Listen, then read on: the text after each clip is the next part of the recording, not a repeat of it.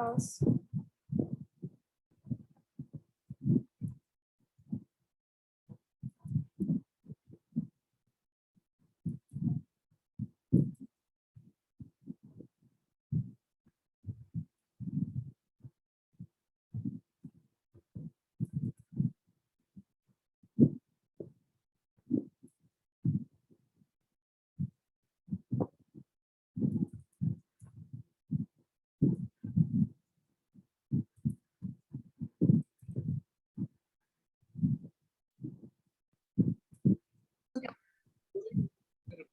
Good afternoon, class.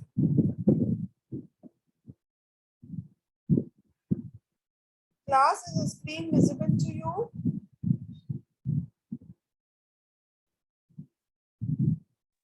Yes, ma'am. Okay, fine.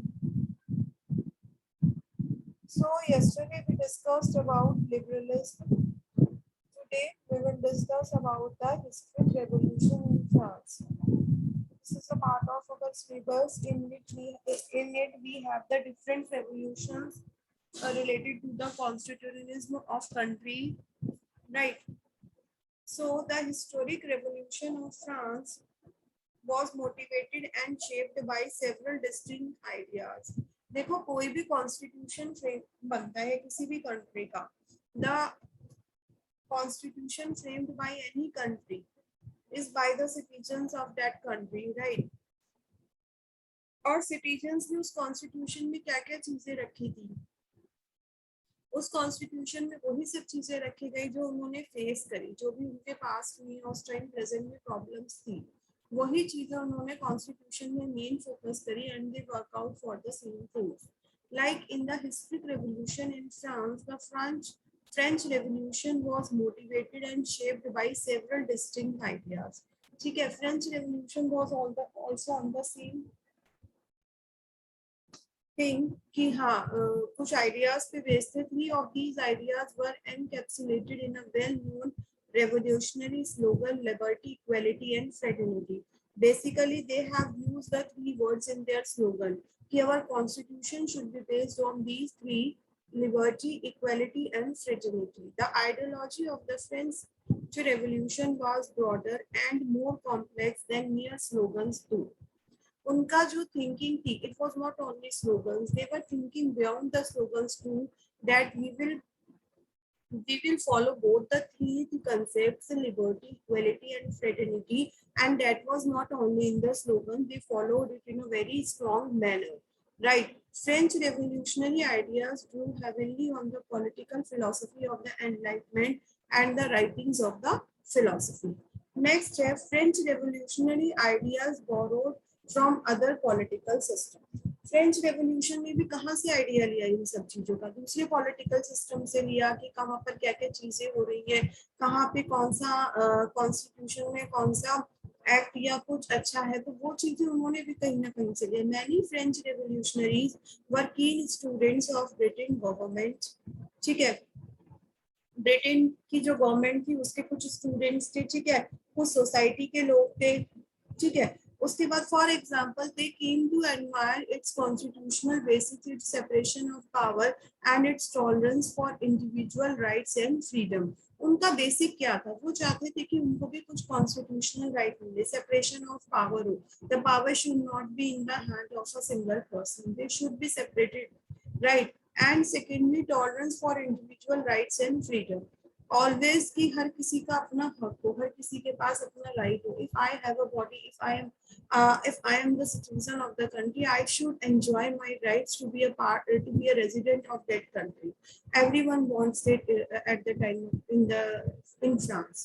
ठीक है, हर कोई चाहता है. अगर हम इंडिया में रहते हैं तो as a citizen of India we want to enjoy the resources of the India. We want that India should provide me some privilege as I am its citizen. मैं चाहता हूँ कि अगर मैं इंडिया की सिटीजन हूँ तो मुझे इंडिया में कुछ राइट्स मिले, मेरे अपने राइट्स हो, कुछ जिन्हें मैं खुद ही यूज कर सकता हूँ, जिसपे किसी और का अधिकार नहीं है, right? So that was the condition in France. So everybody wants that they should enjoy some rights. The American model provided French reformers with a working example of a successful revolution and a written constitution. So, what was the case for the French reformers? They adopted the American model, which was best suited for them as a successful revolution and for the framework of a written constitution. Right? Yes.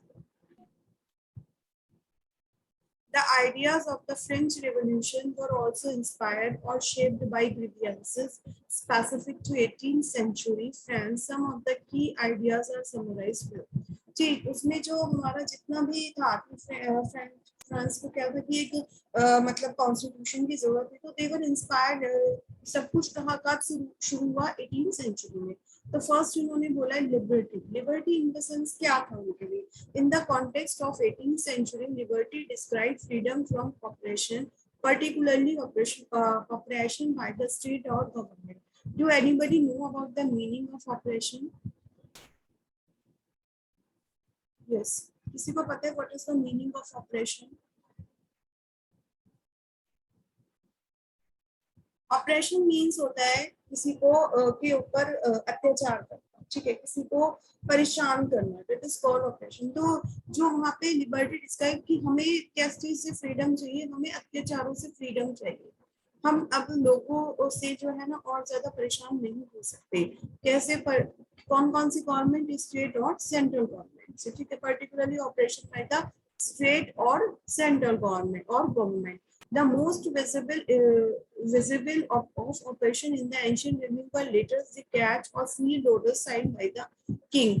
उस time क्या होता था कि वहां पर king वगैरह का administration था, तो उसमें क्या होता था कि जो भी किंग ने साइन कर दिया, ठीक है, स्टेट और government means whatever the government was ruling at that time.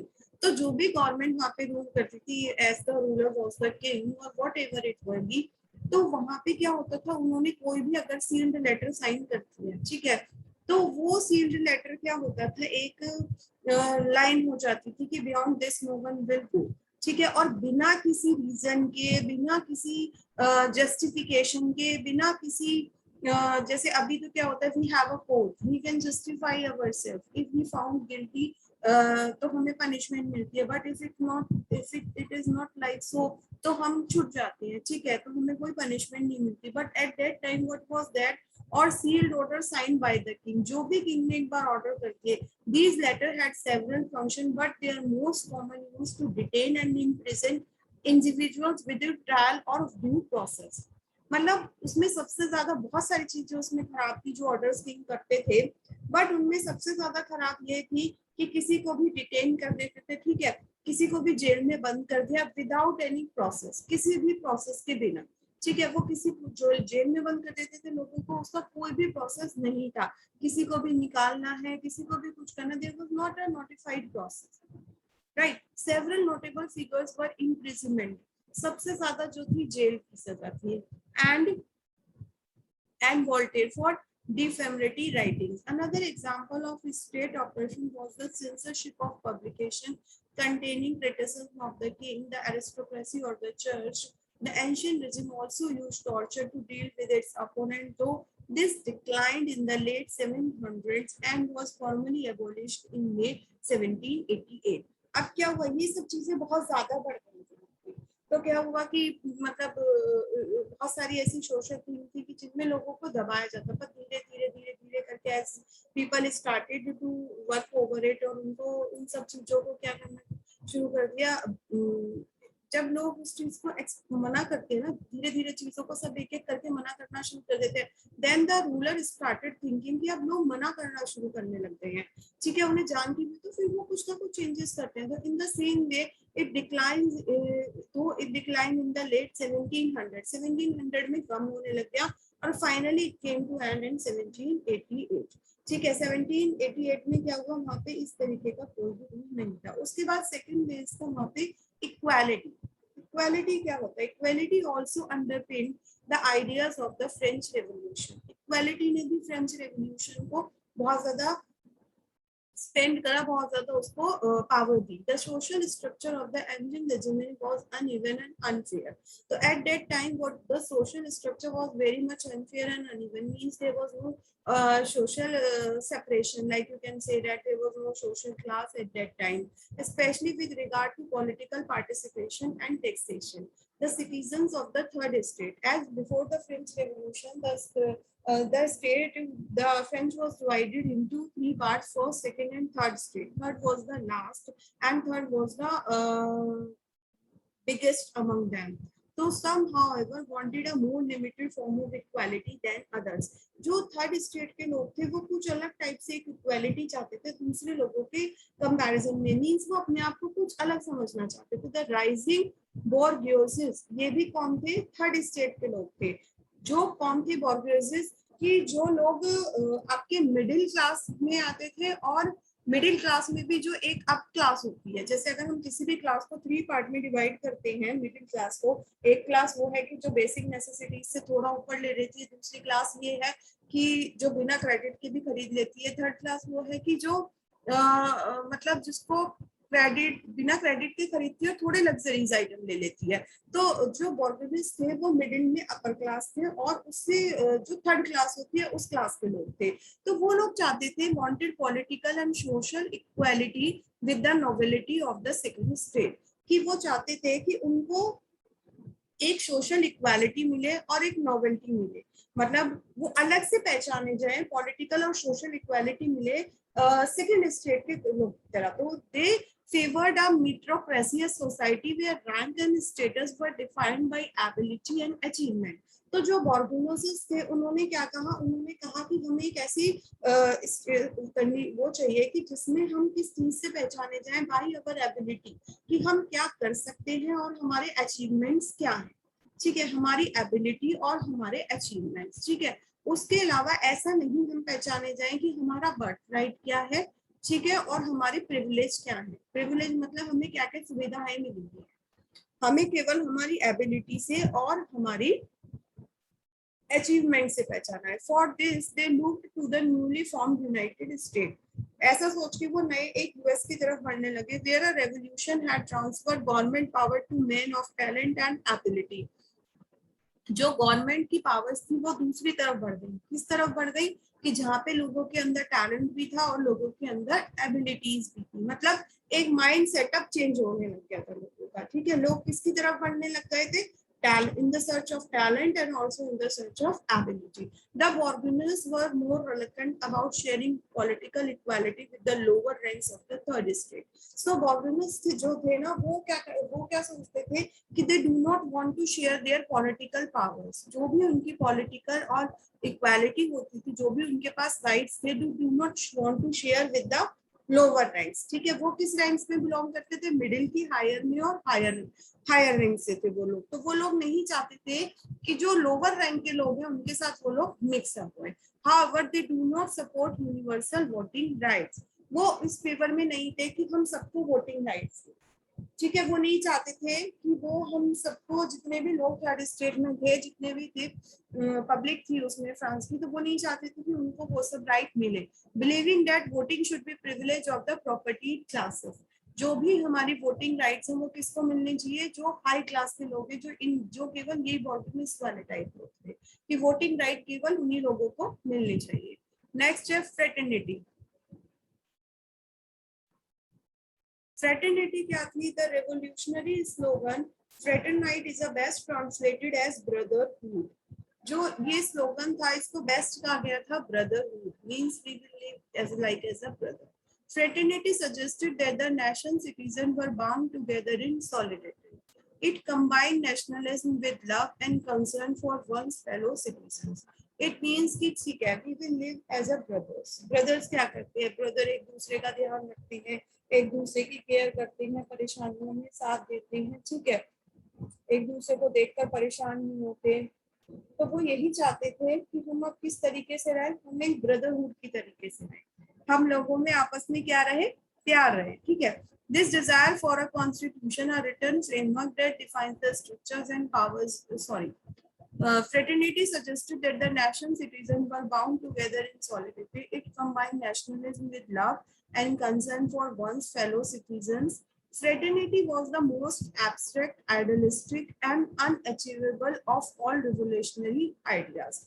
मतलब फ्रेटर्निटी उनकी जो थी सबसे ज्यादा ये था कि उन्हें कि ये कैसे अचीव करी जाए. It was difficult to achieve. इससे पहले आपने पढ़ा कि वो लोग तो मिक्स भी नहीं होना चाहते थे, बट फ्रेटर्निटी में एक यही हमारा टारगेट था कि हम लोग एक ब्रदरहुड की तरह रहे. बट इट वाज कि उसको अचीव कैसे करा जाए, right. It was more prevalent in the early phase of the revolution when the new government was turning out positive reforms. और ये सबसे ज्यादा अर्ली फेजेस में था रेवोल्यूशन, जब गवर्नमेंट ने क्या बनाए, दो नए रिफॉर्म्स हो रहे थे गवर्नमेंट की तरफ से, जैसे August decrees and declaration of the rights of men and citizens. Like तो इसमें अभी तक क्या पढ़ा हमने फ्रेटर्निटी में, यही पढ़ा. It was based on the brotherhood. They wants to take care of everyone and their fellow citizens. ठीक है. Fraternity was the most abstract, idealistic and unachievable. सबसे ज्यादा एक unachievable टारगेट था. It was more prevalent in the early phase of the revolution. Revolution के early phases में बहुत ज्यादा prevalent था. ठीक है. जिस टाइम दो रिफॉर्म्स चल रहे थे, August decrees and declaration of the rights of men and citizen. Like many visual sources from 1789 to 90 have fraternity as their central theme. जितने भी लोग आए उन्होंने 1789 से 90 तक जो फ्रेटर्निटी थी वो उनकी मेन थीम थी. ठीक है. They show the three state cooperating and working together to improve the nation. उन्होंने दिखाया कि जो तीनों स्टेट थे वो एक दूसरे के लिए काम कर रहे हैं, कि जिससे कि थ्री स्टेट्स मैंने आपको बताया था फ्रेंच रेवोल्यूशन में 1, 2 एंड 3 जो लोग थे वहाँ के थ्री स्टेट्स में डिवाइडेड थे, और उन वो एक दूसरे के लिए काम कर रहे थे so that nation can be improved. As a revolution progressed and political division emerged. जैसे जैसे रेवोल्यूशन बढ़ता चला गया, ठीक है, वैसे वैसे और पॉलिटिकल डिवीजन भी उठते चले गए. This focus on unity and brotherhood quickly evaporated. और इसमें क्या हुआ, this focus on unity and brotherhood quickly evaporated, और लोगों के दिमाग से हटने लगे. पहले तो क्या हुआ कि स्टेट्स जो है 3 पार्ट्स में डिवाइड थे, वो धीरे धीरे काम करने लग गए. बट जैसे ही पॉलिटिकल डिविजन्स होने लगे, पॉलिटिकल पार्टी बढ़ गई. जैसे क्या हुआ हमारे देश में, पहले इंडिपेंडेंस के लिए हम लोगों ने काम करा सबने. ठीक है. इंडिपेंडेंस जैसे ही मिली, बहुत सारी पॉलिटिकल पार्टीज क्रिएट हो गई. उन पॉलिटिकल पार्टीज के अब अपने अपने डिफरेंट व्यूज हो गए. ठीक है. जैसे क्या कहते हैं ना कि जब हमारा झगड़ा किसी दूसरे से था तो हम सब मिल गए. ठीक है. उसके बाद जब वो झगड़ा हो गया तो हमने फिर आपस में अपने झगड़े सुलझाने. तो that was the same situation over there कि हाँ ठीक है कि हमने सोचा तो था कि हमें फ्रेटर्निटी चाहिए, बट फ्रेटर्निटी में क्या हुआ कि जब सब कुछ वहां पे ठीक होने लग गया तो हम लोगों ने फिर क्या करा, हम इन सब चीजों को भूल गए, यूनिटी और ब्रदरहुड को. नेक्स्ट फिर है constitutionalism. Constitutionalism. When the third state is separated from the States General in June 1789, जो हमारा थर्ड स्टेट था वो स्टेट जनरल से सेपरेट हुआ 1789 में. They met in a nearby tennis court and pledged to remain in assembly until France had a constitution. So उन्होंने decide करा कि जब तक फ्रांस के पास कोई अपना कॉन्स्टिट्यूशन नहीं है, till then we will work together. तब तक हम साथ में काम करेंगे. This desire for a constitution, a written framework that defines the structure and powers of government. उनका क्या था, कॉन्स्टिट्यूशन किस फॉर्म में हो, एक रिटन फ्रेमवर्क हो जिनमें स्ट्रक्चर हो गवर्नमेंट का कि किस टाइप की गवर्नमेंट हमारे पास होगी, लाइक पावर्स क्या क्या होंगी गवर्नमेंट की, was a feature of the American and French Revolution. Frustrated with the failures and broken promises of the kings and ministers, many revolutionaries wanted a government underpinned by a constitutional document. बहुत सारे king थे और government जो भी power में आई उन्होंने उनसे promise करे कि ठीक है हम ऐसा करेंगे, हम वैसा करेंगे. As you all know that government make promises और the persons who are in a power always make promises, but it is not an easy task to fulfill all the promises to anyone, right? आप भी किसी से 100 promises करते होंगे या 50 करते होंगे या 10 करते होंगे या 5 भी करते होंगे, तो 5 के 5 आप पूरे नहीं कर सकते. It is always difficult to achieve, but करने भी पड़ते हैं, है ना. तो उन्होंने क्या करा, उनसे बहुत सारे प्रोमिसेस करे, सब कुछ करा, but that was not fruitful. कुछ भी नहीं रिजल्ट निकला, तो उन्होंने कहा कि हमें एक ऐसा रिटर्न डॉक्यूमेंट चाहिए कि जिससे लोग बंध जाएं, जिसको लोग अबाइड हो जाएं, जिससे लोग अपने आप को अटैच कर ले और उसके बाद फिर कोई भी चीजों से बैकआउट नहीं करे। ठीक है, हम किसी के साथ लीगली क्यों जाते हैं? अगर हमें कोई भी बिजनेस करना है या कुछ भी हमें प्रॉपर्टी खरीदनी है, बेचनी है, कुछ भी करना है, तो हम लीगली क्यों जाते हैं? Because we never know whenever the person will go emotional and will take the things back from us. जैसे अभी कोई बच्चा भी लेता है, कुछ भी ऑर्फनेज से लेता है, तो वो भी एक प्रॉपर डॉक्यूमेंटेशन के थ्रू जाता है, बिकॉज वी नेवर नो कि हम फिर अपने आप क्लेम कैसे करेंगे किसी के साथ। तो ऐसे ही था कि हाँ, हमें एक ऐसा रिटर्न डॉक्यूमेंट चाहिए जिससे हम सब लोगों को क्या कर सके, वो कर सके, अवॉइड कर सके कि हाँ, हमारे पास एक रिटर्न डॉक्यूमेंट है, किंग भी उसमें बच जाए, जो गवर्नमेंट पावर में वो भी उसमें बन, तो उसके बियॉन्ड वो कुछ चीजें कर ही ना पाए। ठीक है, कॉन्स्टिट्यूशन इसलिए भी तो जरूरी है, अगर हम किसी को एक पावर दे देंगे और उसी को बोल देंगे आप अपने हिसाब से करो जो आपको करना है, तो क्या होगा? वो अपने हिसाब से कुछ भी कर सकते हैं। बट अगर एक कॉन्स्टिट्यूशन में लिखा है कि हमारे देश के संविधान में ये चीजें हैं और आपको यही चीजें फॉलो करनी है, तो फिर वो उन्हीं के लिमिट्स में रह के काम करते हैं। These revolutionaries believed a constitutional government will place strict limits on power and spell the end of absolutism and arbitrary decision making. उन्होंने रिवॉल्यूशनरी सोचा कि जब हम ऐसा करेंगे तो व्हाट विल हैपन कि लिमिट्स लग जाएंगी पावर के ऊपर सबकी। जैसे अभी तक किंग क्या करता था, एक जो है ना आपके ऑर्डर्स दे देता था, उसमें कोई फॉलो अप नहीं था, इम्प्रेसमेंट था, सब कुछ था। बट अब क्या हो जाएगा, ये सब चीजें खत्म हो जाएंगी। ठीक है, आर्बिट्ररी डिसीजन मेकिंग खत्म हो जाएगी। आर्बिट्ररी डिसीजन मेकिंग अपने हिसाब से सब कुछ करना, अपने आप ही देखना, बस एनालाइज करना। It would prevent criminal abuse and create a government that work for the benefit of all. ऐसी गवर्नमेंट बनेगी जो सबके लिए काम करेगी। ऐसा नहीं होगा जो फेवरेटिज्म पे जाएगी या अपने अपने लिए काम करेगी, ऐसा नहीं होगा। a type of government will form that will work for all, right? उसके बाद है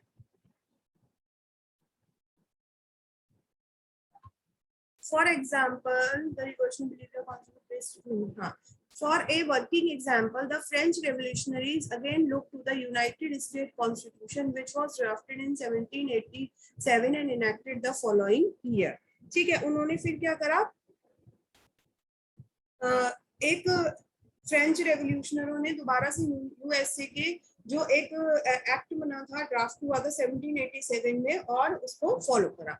this constitution create a democratically elected republic with the branches of government and their powers clearly articulated. It also amended enlightenment of political concepts like popular sovereignty, natural rights and the separation of power. तो इस constitution में क्या था, sovereignty थी, natural right थे और separation of power. Separation of power means कोई जो हमने पढ़ा था आपका कि the power should not be concentrated in the hands of single person. The power should be concentrated in the hands of everyone. ठीक है, नेचुरल राइट का क्या मतलब होता है? What is natural right? In it also emerging from the enlightenment, particularly in the writing of British philosopher of John Locke, was the concept of natural right. As the name suggests, natural rights are rights and freedom bestowed on all people, regardless of whatever laws or government they live under. ठीक है, किसी भी government के rule के law के अंदर वो रहते हैं, बट ये ऐसे राइट होते हैं, नेचुरल राइट, कि जो हर किसी के लिए होते हैं, वेदर कोई इंडिया मतलब उस देश के कोई से भी सिटीजन। ठीक है, उसमें कोई सोशल क्लास मैटर नहीं करती, कोई सोशल सोसाइटी कोई मैटर नहीं करती, कोई क्लास मैटर नहीं, कोई बर्थ मैटर नहीं करता, but they are same for all. The American writer Thomas Jefferson described natural rights as inalienable right because they cannot be taken away. Right? ये rights आप कभी भी किसी से नहीं ले सकते हो. According to Locke, there were three natural rights: life, जीने का अधिकार आपका, liberty, and your property. These cannot be taken away from you. All individuals were enlightened to live in safety. सबको कैसे हक है कि वो सेफ रहे, उनकी जान सुरक्षित रहे, वो जहाँ पे भी रहे सेफ तरीके से रहे, उन्हें कोई हार्म ना कर सके। Right, next is to be free from operation. किसी भी तरीके का उनके साथ गंदा व्यवहार ना हो, उनके साथ उत्पीड़न ना हो, राइट, उनके साथ कुछ भी गलत ना हो, उनको पीड़ित ना किया जाए, उनको परेशान ना किया जाए। To acquire property and have it safe from theft और सीजर, और उनके पास ऐसी मतलब प्रॉपर्टी और जिसको वो किसी थीफ से और किसी भी ज्यादा नुकसान से बचा सके, ठीक है, हम अपनी प्रॉपर्टी को सुरक्षित कर सके, अगर कोई भी दिक्कत है तो पुलिस को कंप्लेंट कर सके, कुछ भी। तो नेचुरल राइट्स में they have given 3 rights: life, property, liberty and property. It is the responsibility and the duty of government law brought to uphold and protect the natural rights of individual. So they have given that it is also the duty of the government. The government की भी duty है that they should protect the right of individuals. ठीक है, उन्हें individual के right को भी protect करना है। ऐसा नहीं है कि वो इंडिविजुअल के राइट को प्रोटेक्ट ना करें, बिकॉज क्योंकि अगर हमने जब उन्हें नेचुरल राइट दिए हैं 3 तरीके के, तो उनकी लाइफ, अगर उन्हें किसी से खतरा है या कोई भी प्रॉब्लम है, किसी ने कोई उनके साथ कुछ बुरा, तो वो भी हमारा ही काम है गवर्नमेंट और उसका कि वो उनको उस चीज से बचाए, ठीक है। उसके बाद लिबर्टी एंड प्रॉपर्टी, और जो भी उनकी बिलोंगिंग्स को नुकसान पहुंचा रहा है और उसको भी बचाने का जो है वो गवर्नमेंट के पास है कि गवर्नमेंट उसको भी सेव करके रखे। The third phase of the French Revolution was dominated by the liberal bourgeois who were keen on protecting natural rights. जो थर्ड फेज था फ्रेंच रेवोल्यूशन का, मैंने आपको इनके बारे में पहले भी बताया था, बॉर्गेसियस के बारे में, तो इन्होंने क्या करा, नेचुरल राइट्स को प्रोटेक्ट करा इन्होंने बहुत वर्क करा हमारे नेचुरल राइट्स को प्रोटेक्ट करने में कि हम उनका ढंग से यूज कर सके। कई बार ऐसा होता है कि गवर्नमेंट हमें कुछ राइट्स देती है, बट जो आसपास के लोग होते हैं ना, वो हमें उन चीजों को यूज करने नहीं देते हैं, उन चीजों को अवेल करने नहीं देते हैं। बट अगर हम उन चीजों को यूज करते रहे और आसपास के लोग एक्टिव रहे, उस चीज को एक पर्टिकुलर प्रैक्टिस में रहे, तो वो क्या होती है, फिर एक जगह अप्लाई हो जाती है। बट अगर हम उसको नहीं लाते, जैसे कुछ लोग अपने राइट्स के बारे में अवेयर नहीं होते, वो उनका यूज नहीं करते, तो क्या होता है, वो जब वो उनको यूज नहीं करते तो वो उनके बारे में कभी जान ही नहीं पाते। अब हमारा फोन है, अगर ये फोन में हम केवल ये सोच के बैठे रहेंगे कि इसमें केवल करने सुनने का मतलब हम कॉलिंग कर सकते हैं और हम रिसीव कर सकते हैं इनकमिंग कॉल, तो हम केवल इसी ऑब्जेक्टिव से बैठे रहेंगे, हम बाकी इसमें कुछ एक्सप्लोर करेंगे ही नहीं। बट अगर हम ये सोचते हैं, हम इस फोन को पूरे टाइम लेके बैठे रहते हैं और इसमें कुछ ना कुछ करते रहते हैं, then we came to know about many things, like in the same way कि अगर हम कॉन्स्टिट्यूशन हमें नहीं पता है और हम अपने किसी राइट, एक चीज हमें पता है और उस राइट के लिए हम आगे बढ़ते हैं, तो जब हम उस चीज में जाते हैं legally, then we came to know about various facts that what is our right, right? So the culmination of this was the Declaration of the Rights in Man and Citizen passed by the National Constituent Assembly in August 1789. For protecting this right of man and citizen has passed in Assembly in August 1789. This was all from the France. Right. और बाकी country का हम कल तो आपका lecture नहीं है, बाकी कंट्री का हम मंडे को पढ़ेंगे। Okay, so just give me your attendance class. Attendance तो मैं ऐसे ही लूंगी बेटा, एटलीस्ट आई कैन, मैं आपकी आवाज तो सुन पाती हूँ, अदरवाइज तो मुझे आपकी आवाज नहीं सुनने को मिलती। जितने बच्चे हैं मैं उनके नाम बोलूँ, roll number wise.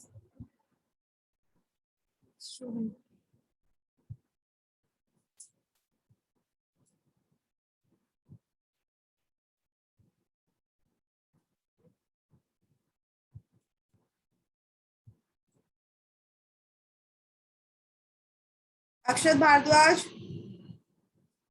12, 13, present ma'am. 14,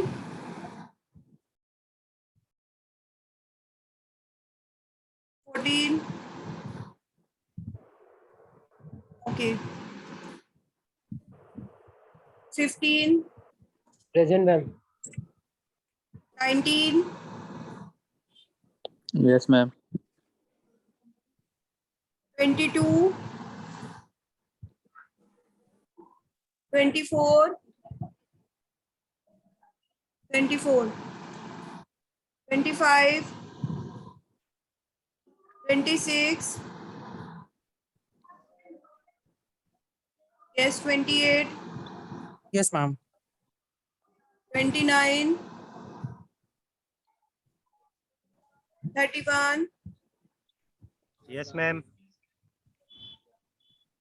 32, Yes, ma'am. 33, Yes, ma'am. 35,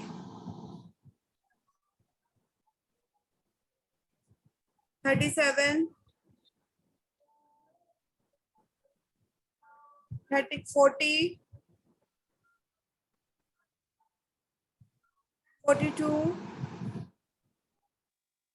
44, 45, 46, 47, Yes, ma'am. 47. 49, 51, Yes, ma'am. 56, Present, ma'am. 59, 60, Present, ma'am. 62, 68, Present, ma'am. 69, 70,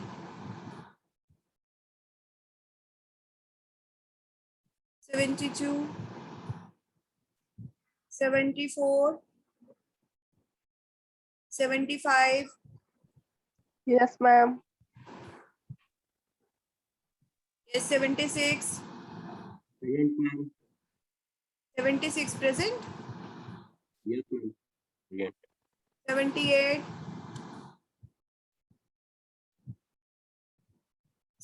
81, 82, yes, 87,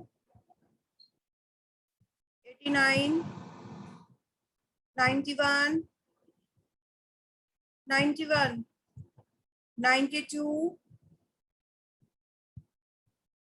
93, 97, 98, 98, 99, Yes, ma'am. 100, 101, 102, 106,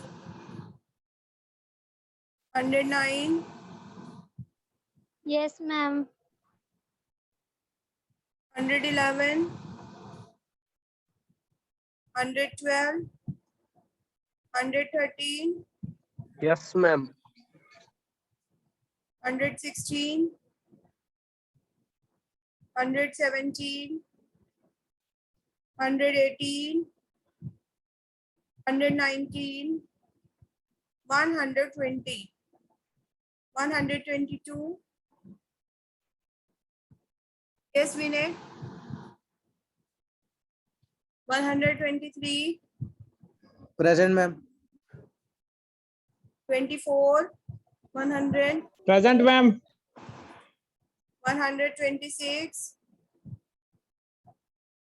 127, 128, Present, ma'am.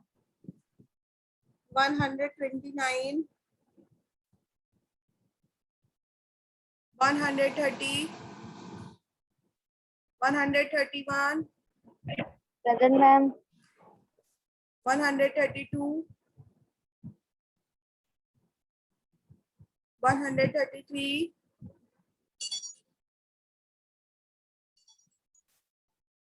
134, 135, 136.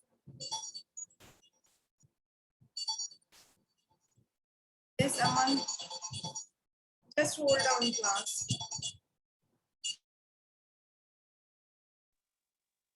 Ma'am, 98 present.